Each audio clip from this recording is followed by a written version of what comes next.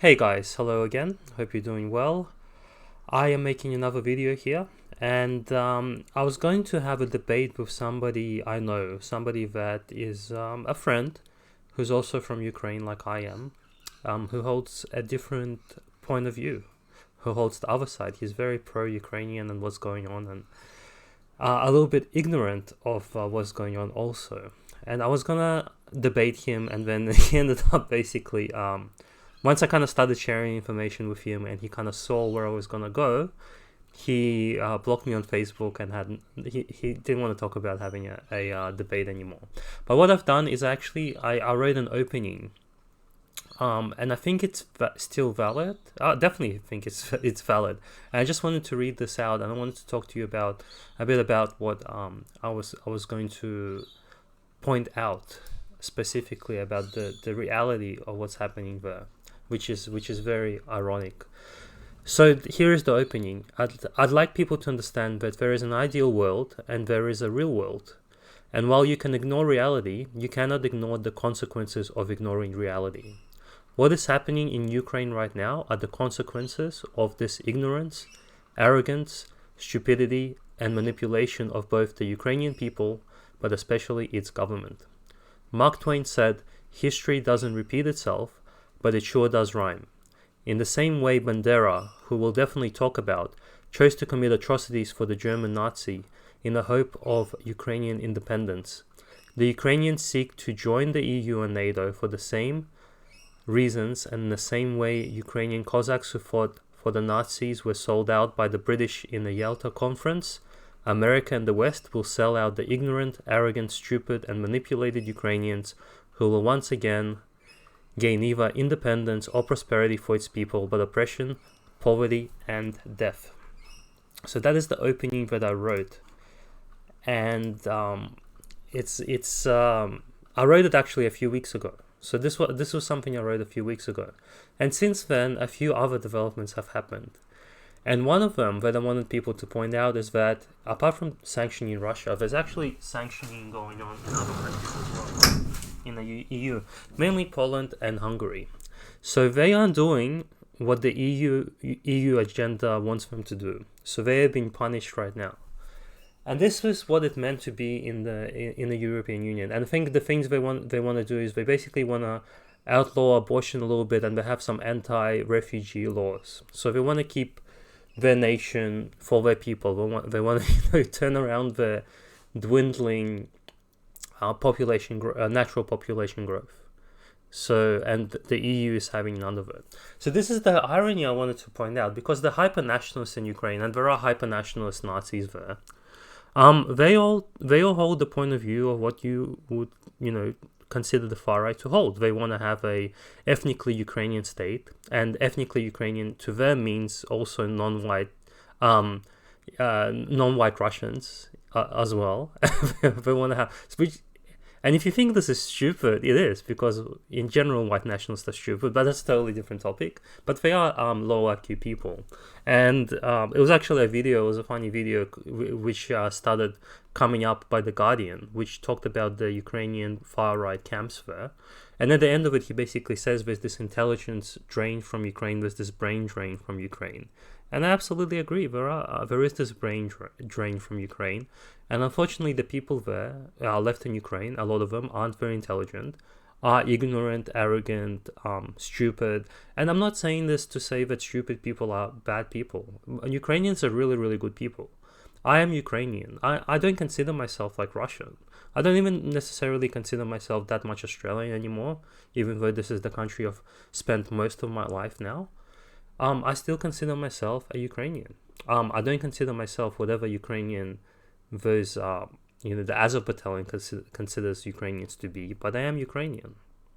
I'm not Russian. It's hard for people to kind of to explain, but this is when people call me like Russian bot or Putin supporter, it's like, no, I'm actually, if anything, like I'm half Georgian, half Ukrainian, so I should have double the reason to hate Putin. And you know what I mean? Like if I didn't understand the situation again, but I do understand the situation.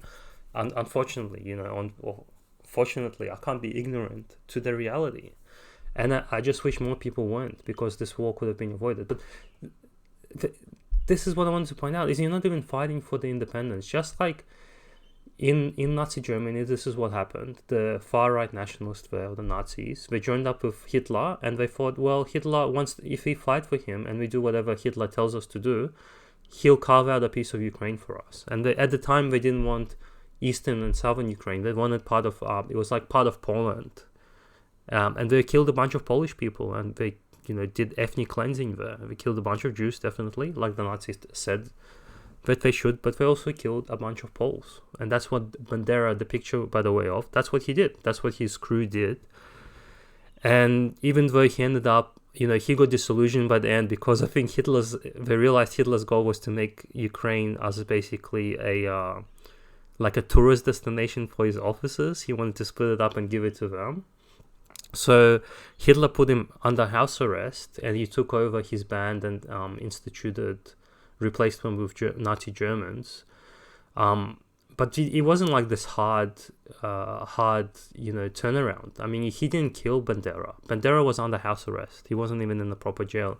And there's letters of Bandera basically writing Hitler saying, well, I've given up on having an independent Ukraine, but we're still with you, basically. So he's still he was a support of Nazi until its dying days, basically. So even though he wasn't, people say, oh, he got locked up by no. They were still very much part of the Nazi regime. They just got a little bit disillusioned because they realized they're not going to get what they wanted to get, but they were still happy to go along with the agenda. And isn't this very much similar to what's happening now? Ukrainians know they're not going to get an independent Ukraine. They're not even going to be able to join the EU, which wasn't going to be independence. It was the opposite of being independence for them. But they aren't even going to get any of that, and they're still happy to support this agenda that the EU and the globalists are pushing. I think Zelensky came out with this some other microchipping or some other bullshit. All this kind of stuff. He's basically saying yes to it now. And this is unfortunately what the Ukrainian people have signed up for. And it's really, really sad, and it's really, really depressing. And I do hope the Ukrainian people at some point wake up. But, it's kind of doubtful now. And really what I'm hoping for now is, I'm really thinking that Russia should hold a huge part of Ukraine. Keep it Ukrainian, maybe have a contract like China had with Hong Kong. And then after 100 years, let people decide which world they want to live in, because things are accelerating now, and I'm sure the EU is going to slowly, and the globalists are slowly, once they realize there's a part of the world that they probably aren't going to get control of, I think they're ready to start instituting the things they want to do to the people that are left here. So you're going to see this split between the globalist and the ragtag team of people that want to be independent for whatever reason. Some reasons are good, some reasons are bad. It's China isn't that great to live in, but they still want their own culture. They still want their own independence, and they don't want to be told what to do by anyone else, let alone the EU and NATO and America, right? So whether some of the things they do are bad or good, that's questionable. And I've been actually looking a lot on the other side of China right now and seeing things from their point of view. So it's also not black and white. None of the world is black and white. And if you're thinking in a black and white way, you are wrong. And I'm not saying necessarily you aren't leaning the correct way in your black and white thinking. But if you have this black and white view of the world, this is one truth I can tell you 100%. You are wrong with that point of view. Somewhere you're missing information. Somewhere you're missing some input, because none of reality is black and white.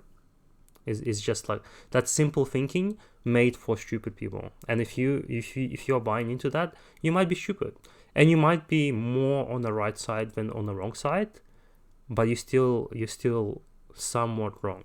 And there isn't a way to, again, I'm not that smart. There are smarter people than me that I also trust for certain points of views, and I hope that I'm mostly right in those points of views. So there's nothing bad about being not as intelligent as somebody else. It doesn't make you a bad person or good person or anything like that. I want to point that out. You just have to be smart enough to basically be more on the right side than the wrong side. But if you actually want to seek out the truth, if you have the intelligence, you should be looking for at both sides of the equation. You should be looking at that, and you should be, even if you whatever, you should always be striving to do that. You should always be striving to see, to get as much information as you can so that you can make the right decision. And it might not always be correct, but at least you've put in the effort to make as an educated decision as you could have made. And that's what people really need to do now. And if you're shutting yourself down from one point of view, whichever point of view that it might be, like I'm watching both sides. I watch both sides all the time. You know, I prefer to watch the side that I agree with, because it's pleasant to listen to people you agree with as well. But you gotta look at both sides to get it. Otherwise, you're gonna get stuck. You're gonna make wrong choices. Like the people going over and fighting in Ukraine for Ukrainians right now. To me, that's insane.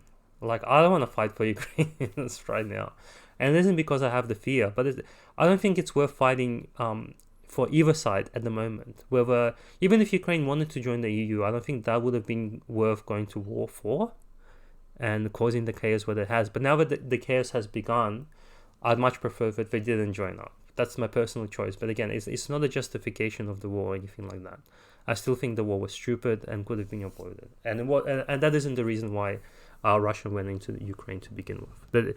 They can say that they want to denazify it, but I don't believe that. It was purely a strategic, geographical thing that they've done to defend themselves against future NATO influence and attack. Because Russia wants to stay independent for their own sake. And everything else is secondary, like helping Donetsk and Luhansk and helping the ethnic Russians denazify Ukraine. That's half propaganda, half truth.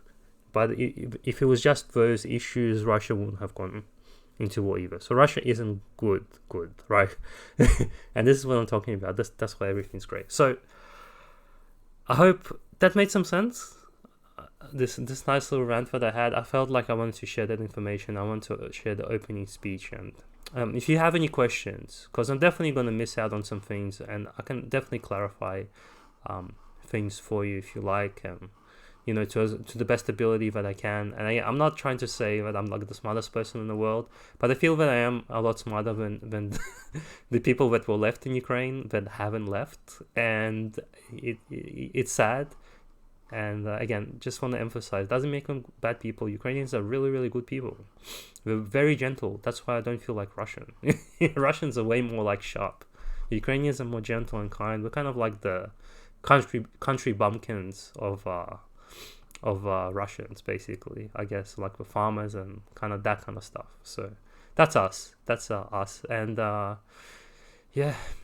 I still have hope that it works out for the best, but it's looking worse and worse. Not for Russia, but for Ukraine. And the ignorance is increasing. If you just look at Reddit, which is a whole other kettle of fish. I mean, people on there is just... It's insane the kind of things those people believe. Anyway, guys, all the best. And speak to you soon. Bye for now.